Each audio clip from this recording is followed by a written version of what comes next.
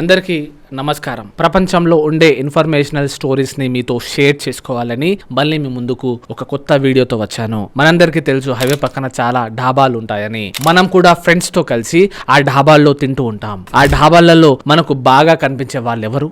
Yes, మీరు ఆలోచించే వాళ్ళు నిజమే. లారీ డ్రైవర్స్ కుటుంబాన్ని వదిలి బతుకు తెరువు కోసం దేశం అంతటా తిరిగి యజమాని చెప్పిన చోట వెళ్లి వాళ్ళ త్రూ జీతం తీసుకొని వాళ్ళ జీవనాన్ని కొనసాగిస్తుంటారు, కుటుంబాన్ని పోషిస్తూ ఉంటారు. ఇలా కష్టపడి నిజాయితీగా వాళ్ళ కుటుంబాలను పోషించుకుంటున్న డ్రైవర్లకు నా వందనాలండి. కానీ తులసి మొక్కలు గంజాయి మొక్కలాగా ఈ లారీ డ్రైవర్స్లలో కూడా కొందరు నీచులున్నారండి. అందులో ఒక నీచుని గురించి మనం ఇప్పుడు మాట్లాడుకుందాం. అతని పేరే శంకర్. పోలీస్ రికార్డ్స్ లో అతని పేరు సైకో శంకర్. ఎంతో మంది ఆడపిల్లల మానాల్ని ప్రాణాల్ని పొట్టన పెట్టుకున్న సైకో శంకర్ గురించి మీకు తెలిసి ఉండాలండి. తమిళనాడు రాష్ట్రం సేలం జిల్లా కనియంపట్టి అనే గ్రామంలో ఈ రాక్షసుడు జన్మించాడు. అడ్డు అదుపు లేకుండా 10వ క్లాస్ వరకు చదివాడు. తర్వాత చదువు ఆపేసి ఒక ట్రావెల్స్ లో క్లీనర్ గా చేరాడు. ఆ తర్వాత డ్రైవింగ్ నేర్చుకుని డ్రైవర్ అయ్యాడు. ఇతనిది ముందుగానే అల్లరి చిల్లర మనస్తత్వం,